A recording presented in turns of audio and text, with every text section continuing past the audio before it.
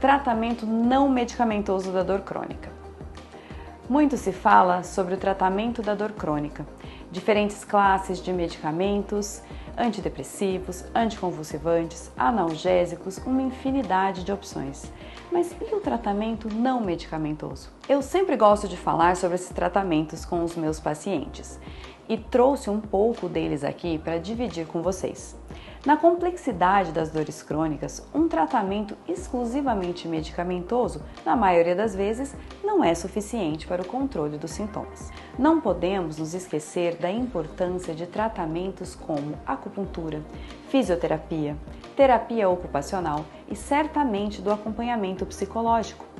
Pacientes tratados com uma visão global dos seus sintomas, com suporte de terapias não medicamentosas, podem ter resultados muito superiores no tratamento da sua condição dolorosa.